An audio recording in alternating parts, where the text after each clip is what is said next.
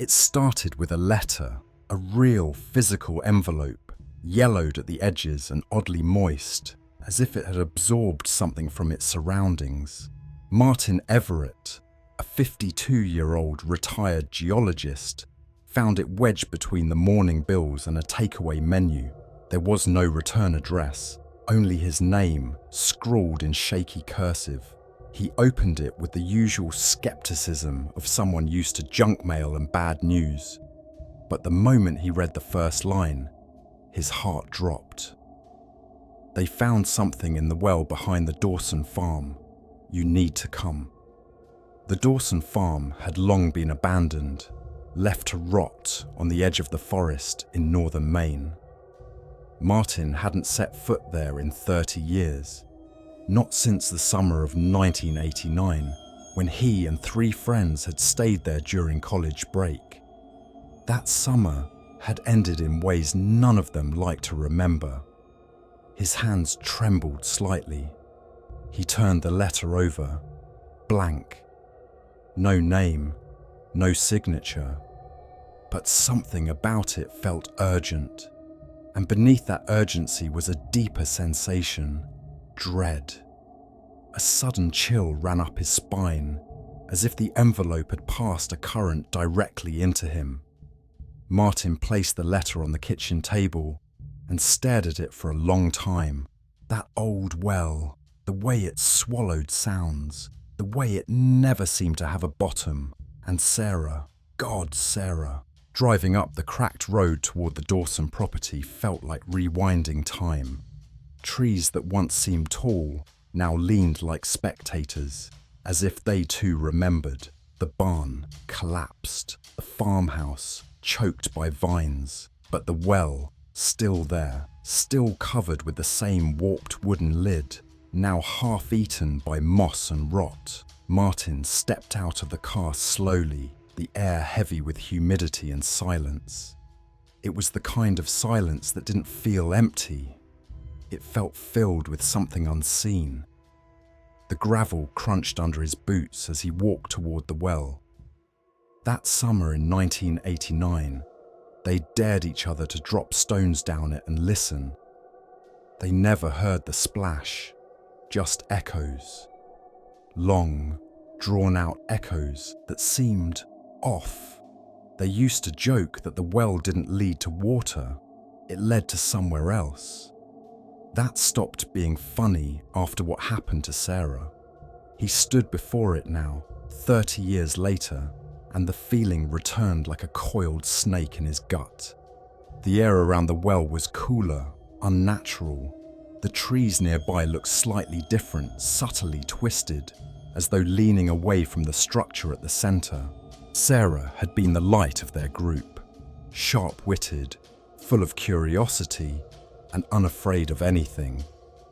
One night, after a few drinks, she insisted on climbing down the well with a flashlight and a rope, just to prove there was nothing to fear.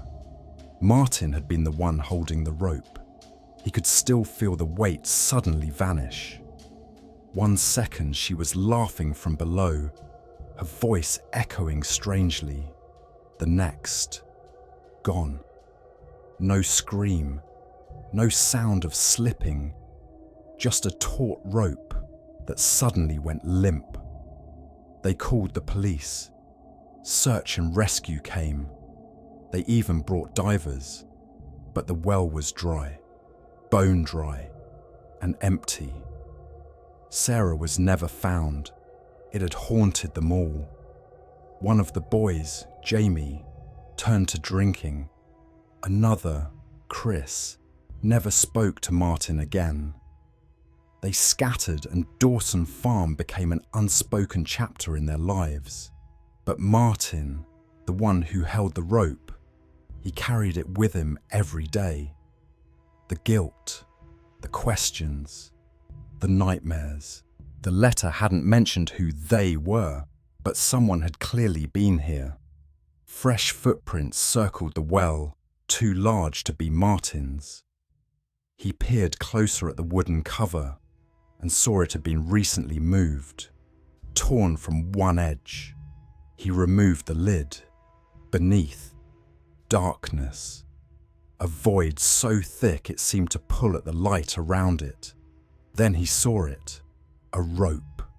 A new one, tied tightly to the interior stonework and leading down into the black. His breath caught in his throat. He looked around. Nothing but trees and decay. But he could feel something. A hum just beneath hearing, like someone whispering, "Come down." He didn't remember making the decision, but soon he was lowering himself down, feet finding cold stone as he descended. The rope burned in his palms. The air grew colder, damper. Then halfway down, he heard it.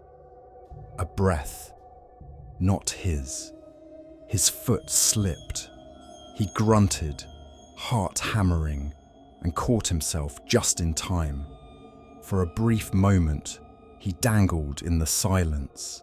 That breath, it hadn't been the wind. It had exhaled. It was the unmistakable sound of someone exhaling right beside his ear. He froze. Every instinct screamed at him to climb back up. But something deeper, something irrational yet commanding, told him to continue. The walls began to change. The smooth stone gave way to something rougher, carved. Symbols, old, worn markings etched into the rock. Martin recognized some. They were warnings. Ancient, Mesopotamian. No, older. Then a faint light. Not from above, from below. When he finally reached the bottom, his boots sank slightly, not into water, but into damp soil. The well opened into a chamber, circular and impossibly wide. In the center, something pulsed. A shape, humanoid, curled like a fetus, wrapped in chains that glowed faintly. And behind it, Sarah. She hadn't aged. Not a day. Still 22. Still in the same jeans and faded t-shirt she'd worn that night. Her eyes met Martin's, wide and unblinking. But there was no recognition, only fear. Her lips moved without sound. He stepped closer, heart pounding so violently it echoed in his ears. The chained figure twitched. The glow brightened. "Don't," Sarah whispered, the word finally audible. Too late. His foot crossed a line, an invisible threshold. The air shifted. The chamber trembled. Sarah screamed. The thing in the center raised its head. Martin froze. Its eyes, if they were eyes, were endless, liquid black. They looked not at him, but through him. 1,000 images rushed into his brain. Sacrifices, rituals, blood. This wasn't a place. It was a gate. It was not human. Not anymore. Eyes too many. Limbs wrong. It opened its mouth. Not to speak, but to breathe. And that breath hit Martin like a wall. Memories poured in. Screams. Offerings. Every person the well had taken over centuries. This was not a prison. It was a temple. And the chained figure, not a prisoner. A god. And Sarah, an anchor, keeping it from waking. Until now. Chains snapped one by one. Martin backed away, calling to Sarah. She didn't move, couldn't. Her body began to tremble, eyes rolling back. Then silence. The god stood. Martin ran. Up the rope, his muscles screaming, fingernails tearing. The well seemed deeper now, twice as far, and the whispers followed, no longer beckoning, accusing. You let her fall. You brought others. You broke the seal. When he reached the top, night had fallen. Stars wheeled madly above him. The trees leaned closer. Behind him, A noise. Not a footstep. A climb. He didn't stop. He sprinted to the car, flung open the door and peeled out onto the forest road. In the rearview mirror, the well stood silent, but the trees around it bent inward, as if bowing. Martin never told anyone the full story. Not the police, not his therapist, not even his ex-wife. The official report said the Dawson well had finally caved in, revealing old tunnels beneath. But Martin knew better. He moved to the city, avoided anything rural, refused to look at wells, blocked out whispers, mostly until last week, when another letter arrived. Same handwriting, "She's not enough," and below it, one more line, "You know who the others are."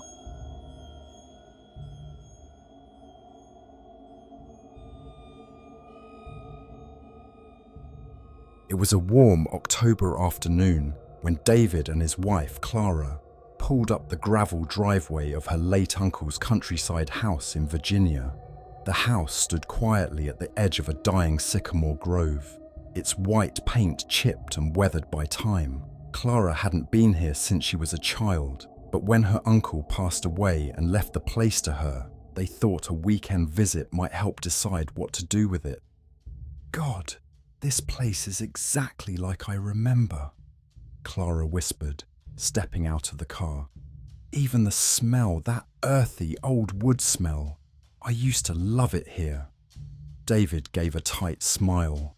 He wasn't fond of rural settings, especially old, creaking houses surrounded by towering trees and silence.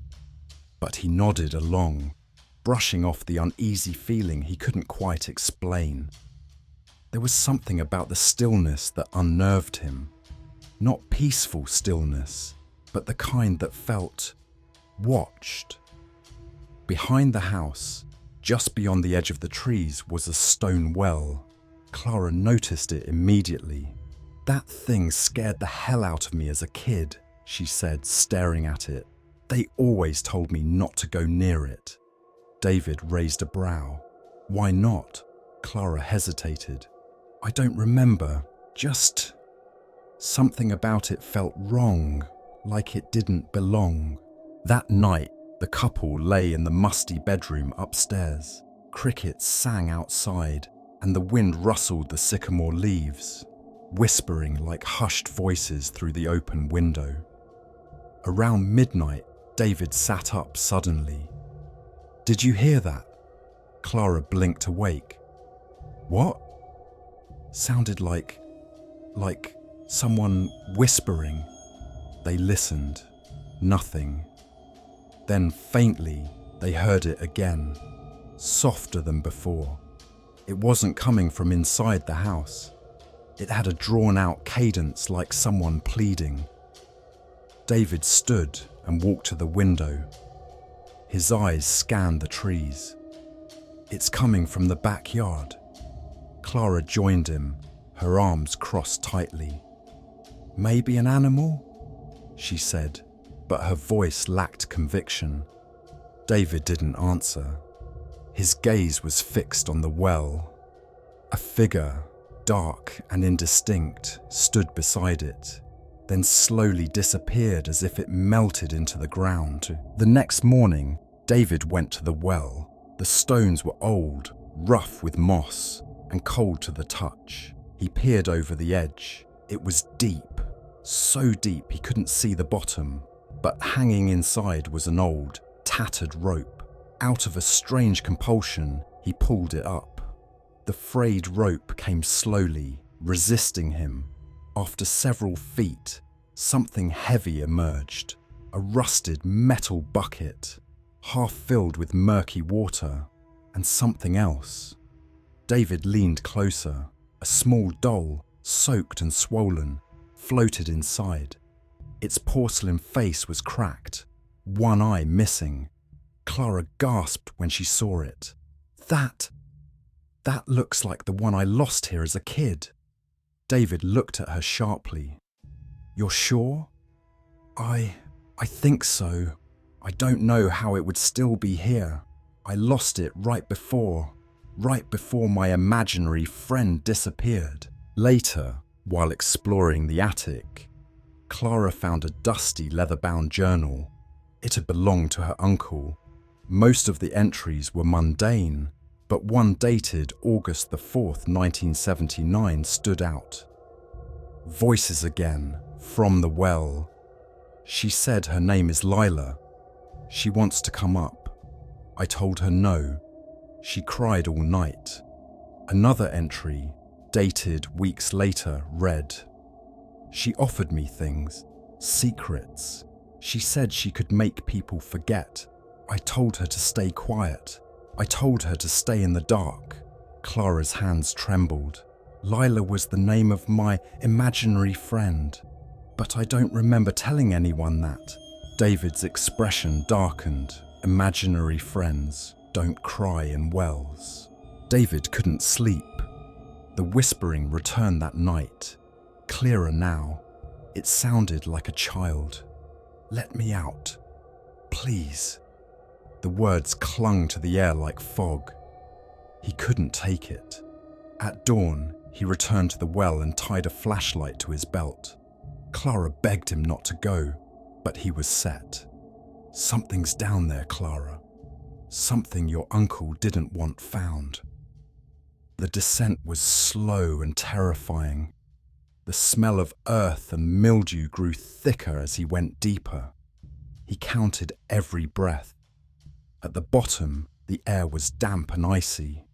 The beam of light flickered, revealing stone walls carved with scratch marks. At the far end, a crawl space. He crawled in.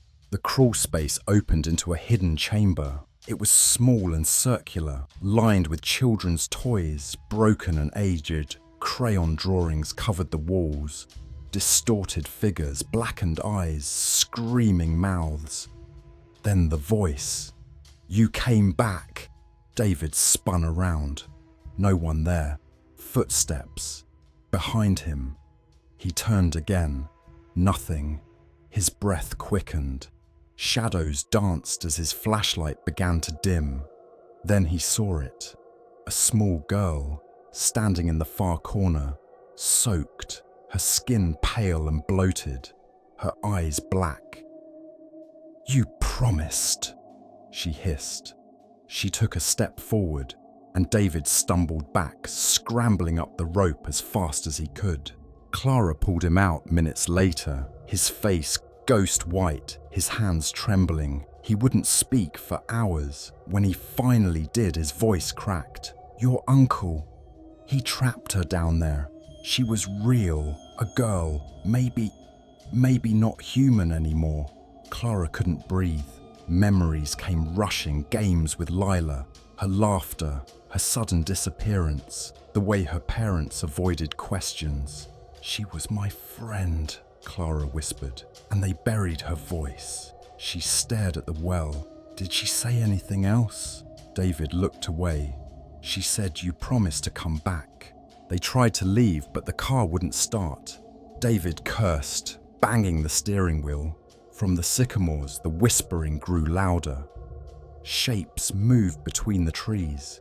Children, dozens, pale and lifeless, staring. Some had no eyes, others smiled. Inside the house, the lights flickered. Clara held the doll. Its eye blinked. David grabbed the journal and threw it in the fireplace. Flames roared. A scream echoed from the well, piercing, inhuman. The walls of the house seemed to tremble. The sycamores bent toward the well, as if pulled by something beneath. At sunrise, the car finally started. They didn't speak during the drive. Clara looked back only once. The house was gone. Only the well remained, sitting alone under the sycamores. 2 months later, the land was sold. The new owners bulldozed everything, except the well. They said the machines refused to touch it. The ground around it broke their tools. Clara still dreams of Lila. Every time she hears wind in the trees, She swears she hears a child's voice whispering, "You promised."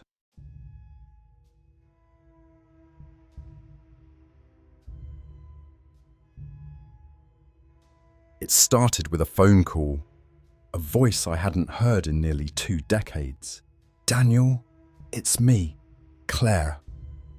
I think something's wrong with the well." Claire was my cousin. We'd grown up together, spent endless summers on our grandparents' farmland tucked in a forgotten stretch of rural Virginia. After our grandmother died, the place had fallen into disrepair. I hadn't set foot there since 2004. Her voice trembled, layered with exhaustion and something else. Panic.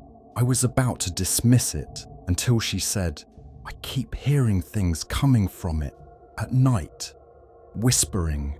I didn't believe in the supernatural, but Claire wasn't the type to exaggerate, and something in her voice, it clawed at my gut. Against my better judgment, I told her I'd drive down that weekend. I needed answers. If not for her, then for the shadows that memory had left behind. The town hadn't changed. Hollow Creek still looked like it had been left behind by time. Weathered gas pumps, shuttered storefronts, and roads that narrowed into dirt trails. The farmhouse sat alone at the edge of the woods, surrounded by nothing but brittle fields and dying trees. Claire greeted me on the porch. She looked thinner than I remembered, her eyes sunken, her smile brittle. I hugged her, but she barely returned it. "It starts after sunset," she whispered. "You'll hear it." The well stood about 30 feet behind the house, encased in crumbling stone, half swallowed by overgrown grass. I had nearly forgotten its presence, but seeing it again sent a ripple of unease through me. Something about it felt wrong, like it had been watching. Claire gave me the guest room upstairs. It smelled of dust and damp air. That night, after midnight, I sat on the edge of the bed, straining to hear anything out of place. And then it came, a faint voice, just at the edge of recognition. Male? Female? It was hard to tell. A dry, papery whisper floated through the window, like breath across a cracked shell. My blood turned to ice. "Dan! Seal!" I stood up too fast, bumping into the dresser.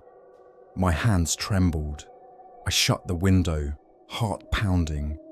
When I turned around, Claire was standing in the hallway. "You heard it, didn't you?" she asked. I nodded slowly. "What the hell is it?" Her answer chilled me more than the whisper. "It wants someone to come down." The next morning, we walked to the well. The stone was wet, despite the dry air. Claire handed me a flashlight. "Look, just look." I leaned over and pointed the beam down. The light disappeared into an endless black. But then, movement, a shape, a smear of pale skin. I stumbled back. "There's someone down there," I gasped. Claire shook her head. "That's what it shows. But no one has been down there since Grandpa sealed it." I remembered now. Grandpa had forbidden us to go near it. He even built a wooden lid, bolted shut. But after he passed, someone had removed it. Someone, or something, had opened the way again. That evening, Claire gave me an old, leather-bound journal. "I found this in Grandma's chest. It's Grandpa's." I flipped through the pages. Most were ramblings about the land, crops, and weather.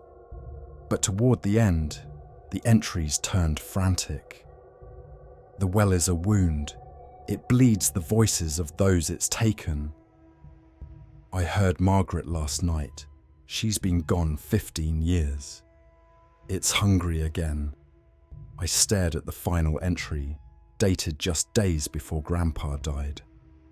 "If you hear your name, don't answer. That's how it finds you." I couldn't sleep. The whispers came again, louder this time. They weren't just calling me. I heard others too. "Claire, "Come back. Daniel, it's warm down here." It sounded like our grandmother's voice. I covered my ears, but it seeped through, curling into my mind like smoke. By dawn, I'd made a decision. I'm lowering myself down. I need to know what's in there. Claire didn't argue. She looked at me with something like relief, as if she had been waiting for someone else to make that choice. We found an old rope, tied it to a thick post. I tested the strength. My hands were sweating. "If I don't come up in 10 minutes, pull me out," I said. Claire nodded silently. Lowering myself into the well felt like descending into another world. The air grew colder, moist. The stone walls narrowed. Then I saw the carvings, etched symbols on the interior, some of them fresh. My flashlight flickered. My foot touched the bottom. It was a chamber, hollowed out, deeper than any normal well. Bones littered the floor, small and large, some recent. Then I heard it, breathing. I turned. A figure hunched in the shadows, pale, hairless, its eyes wide and glassy, its mouth twitching. It whispered, not words, but the sound of a whisper, dry and hollow. I couldn't move. My limbs locked in terror. The creature didn't attack. It simply watched me. I looked around. Symbols circled the walls, the same ones from Grandpa's journal. Then I noticed something that froze my blood. A locket, my grandmother's. It wasn't just voices it took. It fed on grief, on memories. My flashlight blinked out. In the dark, the whispers became deafening. Faces began to form. People I knew, loved, lost. Grandma, Grandpa, even old friends. But they were wrong. Their mouths moved too much. Their eyes never blinked. I screamed. Somehow, I clawed my way up the rope. Claire was yelling, pulling. I don't remember how I got out. I collapsed in the grass, retching. My skin felt like it had been brushed with ice. "What did you see?" Claire asked. I couldn't speak. I just looked at the well. The rope had snapped halfway down. I shouldn't have made it out. We left the next day, locked the farmhouse. I called a contractor and had the well sealed with concrete. But even now, months later, I hear the whispers in my dreams. Sometimes I wake up to find water pooling near the bed. Sometimes I hear Claire's voice from the hallway, even though she lives 3 states away. I don't know if I ever truly left Hollow Creek, but I know this. You don't answer when the well whispers your name.